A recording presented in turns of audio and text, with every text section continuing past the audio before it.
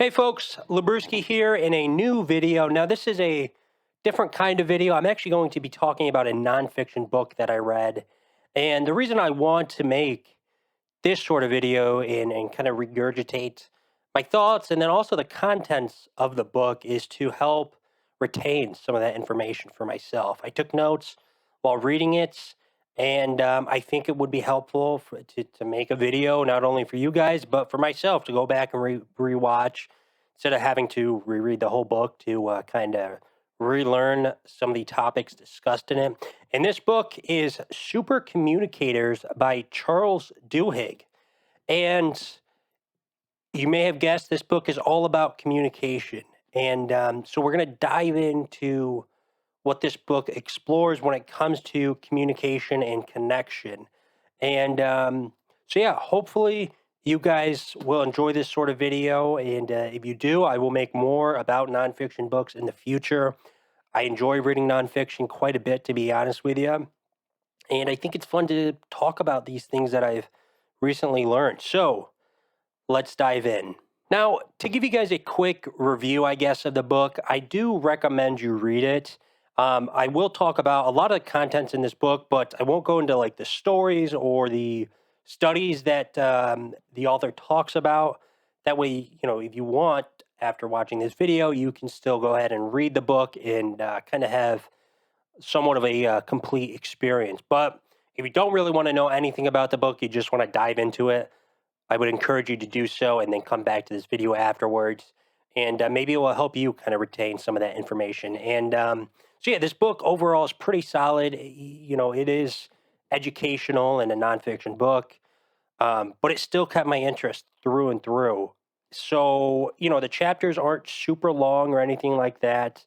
The vocabulary is not, you don't need like a PhD in communications to read this book and understand it. The author does a great job explaining concepts and ideas and terms for the person, who has no idea about the more technical and educational stuff when it comes to communication. And that's like me. I really did not know much about this content before diving into it.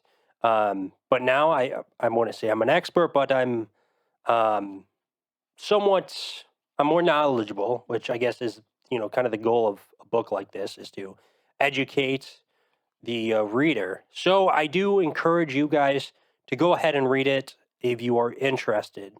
So this book is broken up into three sections, really, and each section explores a different type of conversation, if you will, that the author defines.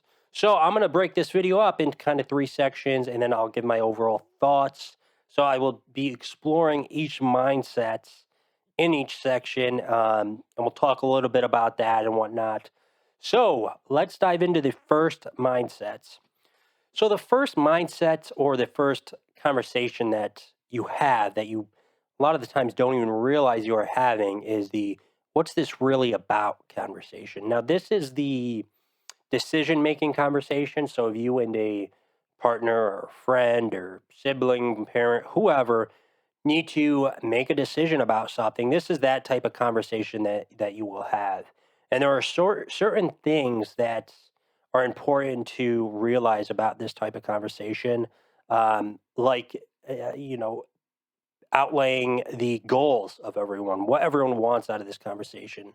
That is something that is important sometimes to acknowledge and can make the conversation go easier. And the second thing that you kind of want to be aware of when having this conversation is how will you guys make a decision together? Now, there's two kind of sections to this. It's going to be either the practical mindsets or more the emotional mindsets.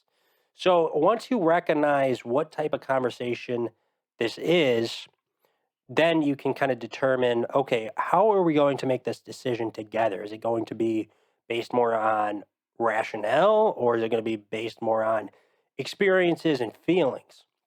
So that's important. And that's kind of the gist of the first mindset, if you will, the what's this really about mindset. So the second mindset that Charles Duhigg talks about in this book is the emotional mindset.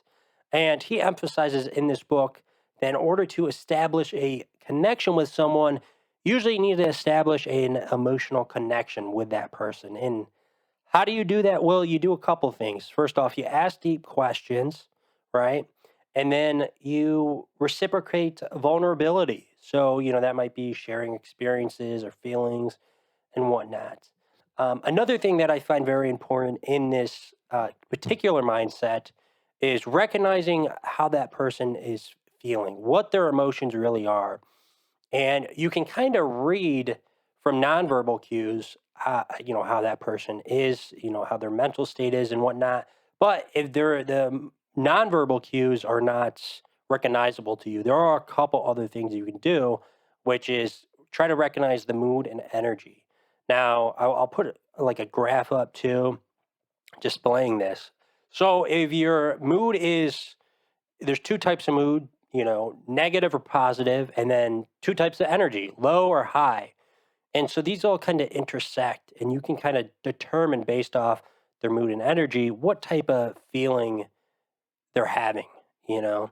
So that's very important. And like I said, in order to establish a connection with a person, you really need to have some sort of emotional connection with that person. So this is the second mindset that Charles Duhigg talks about. So, the third and final mindset in this book that is discussed is the who are we mindset.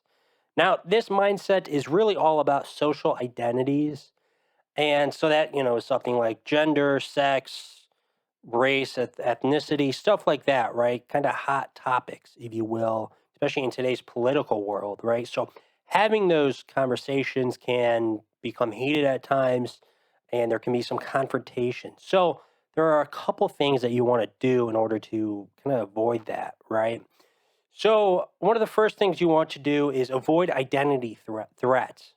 So identity threat is pretty much lumping a person in with a group of people that they don't necessarily want to be lumped in. And you want to, in order to kind of not to avoid that confrontation, or let's say you're kind of in that confrontation or conflict, in order to kind of settle that, what you want to do is kind of draw from multiple identities. Everyone has multiple identities, right?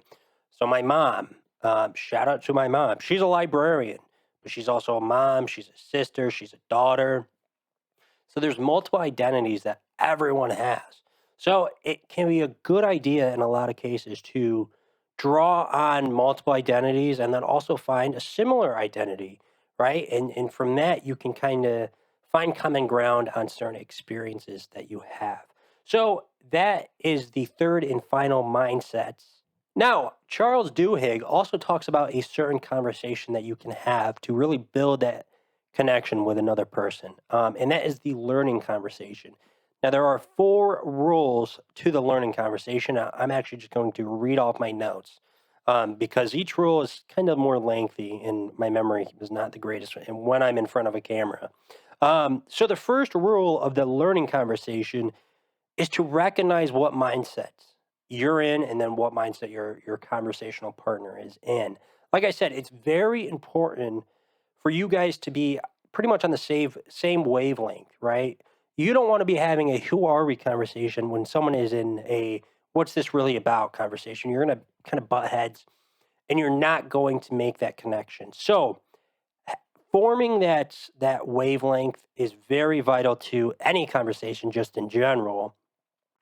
um, and a good rule of thumb is to try to figure out, does this person need to be helped, hugged, or heard, right? And like I said, this is probably one of the most important aspects discussed in this book when it comes to having a conversation is to be in the same mindsets. Rule two is share your goals and ask what others are seeking. And so you can achieve this in a couple ways, right? First off, by preparing for the conversation. And that may seem a little strange at first, right? If you do start this, but it can be very beneficial if you just take a couple minutes to kind of plan out, hey, these are kind of the key points that I want to get across in this conversation. Second is by asking questions. Asking questions, someone may reveal kind of their goals and whatnot that they want out of the conversation. Third is by noticing clues during a conversation. And then fourth is by experimenting and adding items to the table, right? So the fourth one can kind of lead into a different mindset. Another thing is that during one conversation, you may all switch in and out of all three mindsets very quickly, right? It could be very fast paced. Um, don't think that if you're talking with someone that for 10 minutes, right? That 10 minutes is not just one mindset, right? You may go through all three, you may do two, you may do one. It's important to recognize that, though. Um, and so the third rule of the learning conversation is ask about others' feelings and share your own. And this kind of ties back into the, um, what are we feeling mindsets. And you do this by asking deep questions as well, and by sharing and reciprocating kind of your experiences, your values, your beliefs, and that can build that connection, right? Which ultimately is the goal of a learning conversation. So the fourth rule of the learning conversation is to explore if identities are important to this discussion, right? So you do this by having some guidelines set of where you want this conversation to go, kind of almost like bumpers, when you bowl, right? You just set up guidelines for this conversation that both you and, your conversational partner, or if you're speaking in front of a class or, whatever case, they had these guidelines set up. That way the conversation doesn't go astray and lead into more conflict. So with those four rules, that kind of breaks down the learning conversation. Like I said, that is an important conversation to have when you're trying to build a connection with another person. So Charles Duhigg kind of ends the book on more of a positive note. Not to say the book is negative or anything like that. It's not. But he really, ties it together with a nice bow. And he pretty much says, and he shows some studies or tells about some studies. Um, Now, Charles Duhigg ends this book really on kind of a positive note. Now, that's not to say, it's a negative book or anything like that, but he definitely kind of wraps it up in a nice little bow. And, he writes about some studies that show that um, in order to live a long and happy life, you need to be surrounded by love. And I know that kind of sounds cheesy and whatnot, and I try not to be a cheesy guy or anything like that. But there's been plenty of studies that show that in order to be happy in life, you need to be surrounded by love from your family and friends and stuff. And in order to kind of build that love, you need to have emotional connections, right? And how do you do that? Well, you have the learning conversation, and that ultimately ties back into the three mindsets. So he definitely kind of wraps it up in a nice, neat little bow. And I do really recommend you guys read this book. It's not a very dense book or anything like that. It's a fun read, to be honest with you. It's not very long. It's like 220 pages, I think, something like that. So you can get through this relatively quick. I read it in about 2.5 weeks, give or take, and only reading, maybe like 10 to 20 pages a day. It's a very light read in a lot of respect. But I enjoyed this book. I learned a lot, and I hope you guys learned a lot from this video. And that's going to do it for today's video. So please like, comment, and subscribe. That would be greatly appreciated. It helps out the channel a whole bunch. And yeah, please let me know if you guys want to, see more of these types of videos where I talk about nonfiction novels, because like I said, I have been enjoying some nonfiction work alongside the comics. I still love comic books, but I do enjoy talking about this type of stuff when it comes to sociology and stuff like that. So, yeah, let me know in the comment section down below if you plan on checking this out, and make sure to smash that like button. Take care, guys.